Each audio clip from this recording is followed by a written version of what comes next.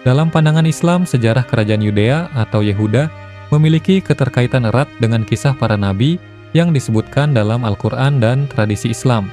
Kerajaan Yudea adalah salah satu dari dua kerajaan yang muncul setelah terpecahnya kerajaan Israel pada masa setelah Raja Sulaiman. Berikut adalah beberapa aspek penting tentang sejarah Yudea menurut pandangan Islam. Sebelum kerajaan Yudea berdiri sendiri, Islam mengakui adanya sebuah kerajaan besar yang bersatu di bawah kepemimpinan Nabi Daud dan Nabi Sulaiman.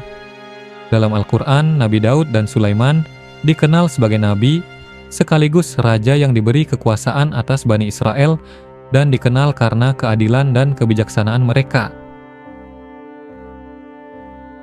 Nabi Daud disebutkan dalam Al-Quran sebagai seorang hamba Allah yang taat dan seorang raja yang diberi hikmah dan kepandaian.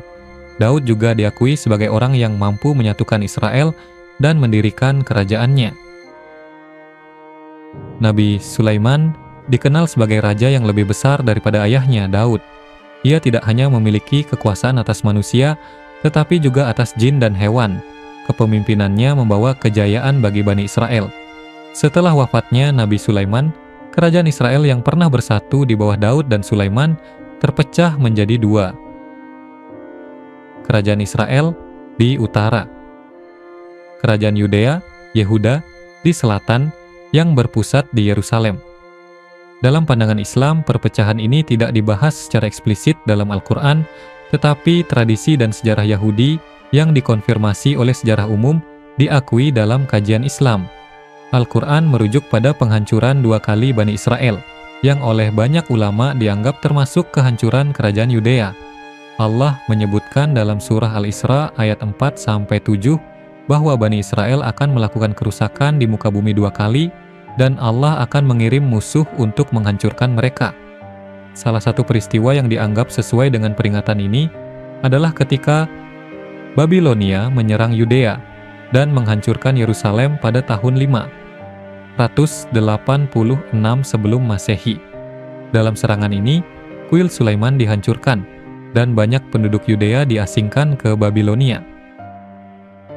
Pengasingan Babilonia merupakan periode di mana bangsa Yudea kehilangan kedaulatan mereka dan berada di bawah penindasan bangsa asing. Dalam tradisi Islam, ini dipandang sebagai salah satu hukuman atas pelanggaran mereka terhadap perintah Allah.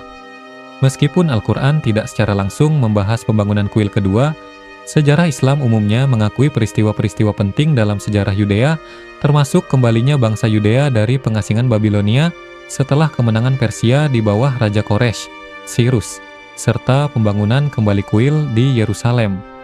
Kerajaan Yudea meskipun berdiri kembali untuk beberapa waktu, tetap berada di bawah pengaruh kekaisaran besar seperti Persia, Yunani, dan akhirnya Romawi.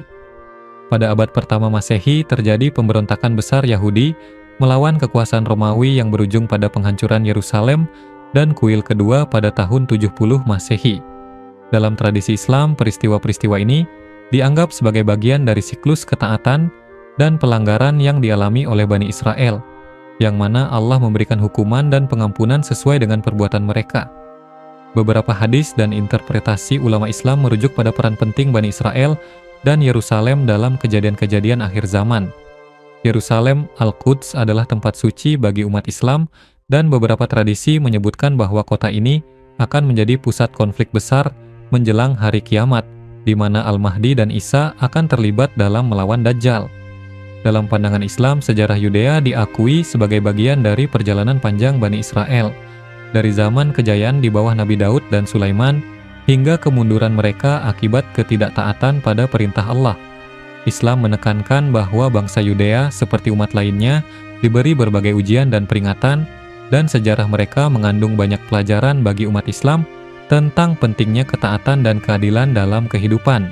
Pandangan ilmuwan Muslim tentang kerajaan Yudea atau Yehuda biasanya terfokus pada aspek sejarah dan teologis yang terkait dengan kisah-kisah Bani Israel dalam Al-Quran dan hadis.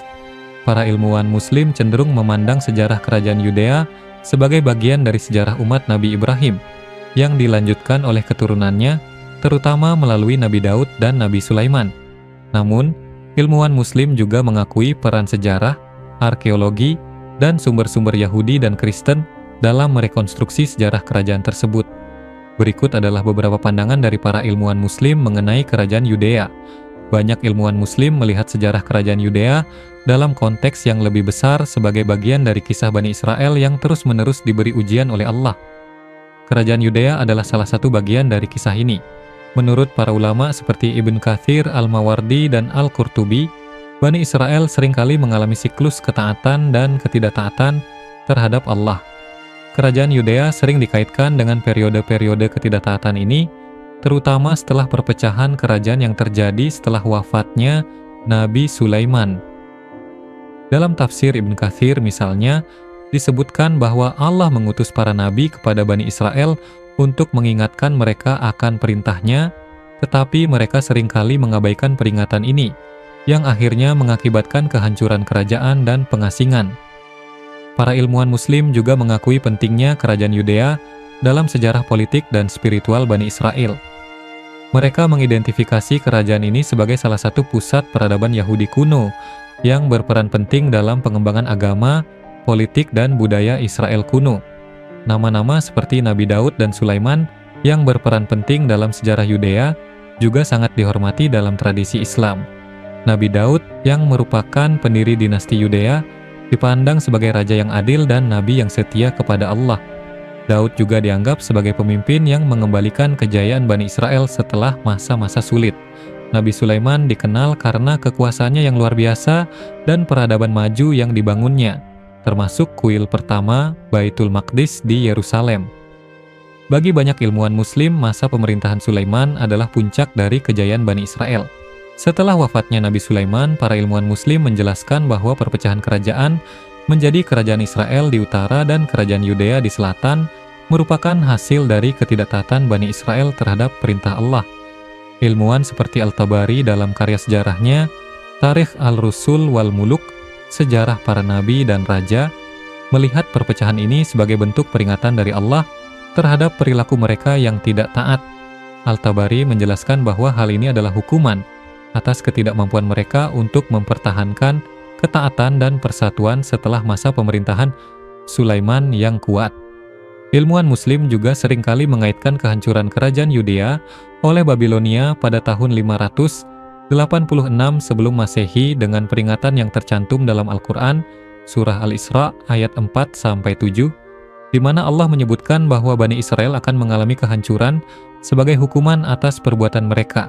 Banyak ulama Muslim seperti Al-Qurtubi dan Fakhruddin Al-Razi menghubungkan ayat-ayat ini dengan penghancuran kuil Sulaiman dan pengasingan bangsa Yahudi ke Babilonia.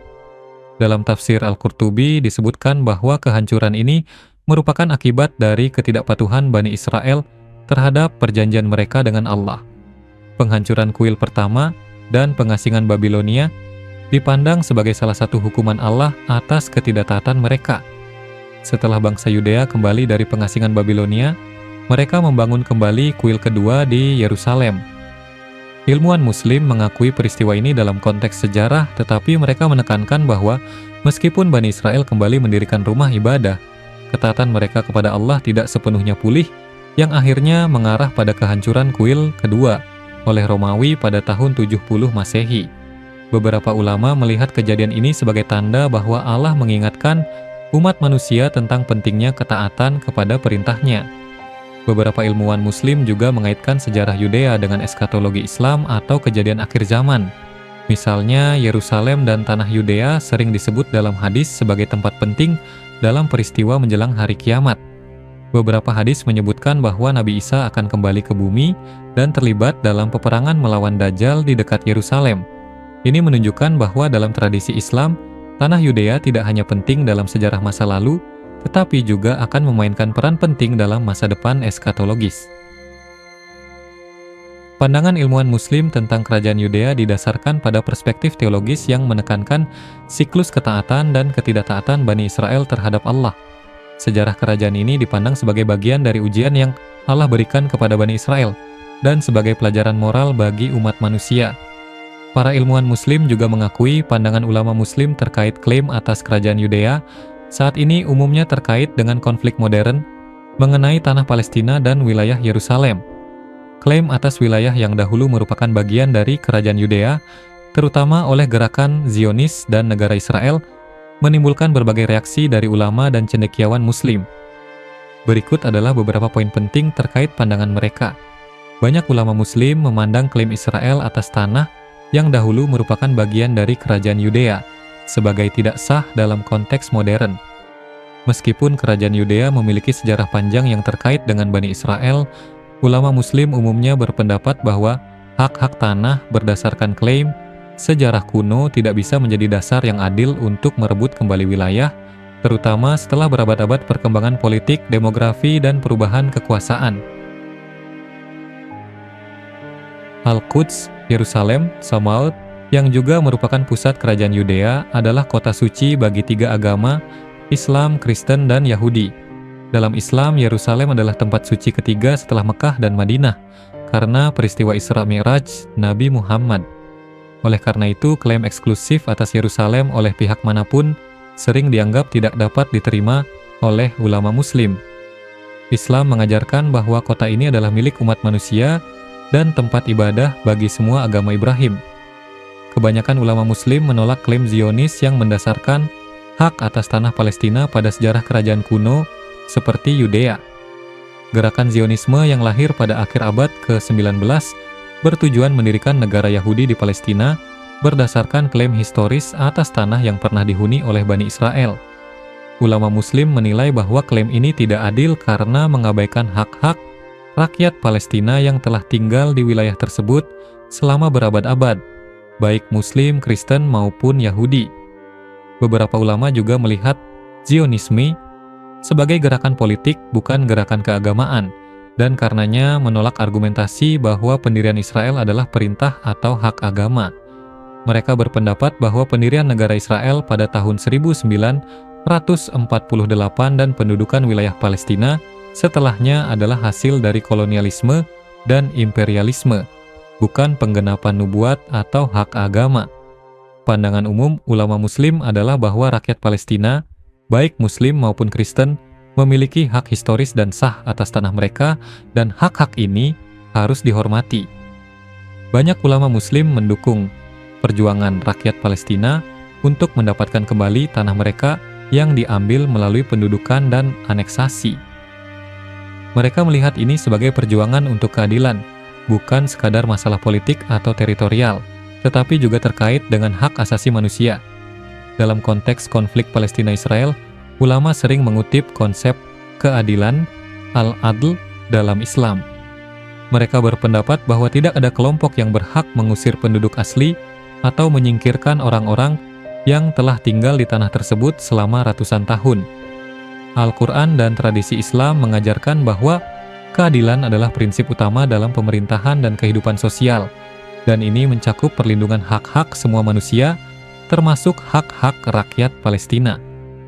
Meskipun banyak ulama Muslim menolak klaim eksklusif Yahudi atas Yerusalem dan tanah Palestina, ada juga yang mendukung solusi politik damai.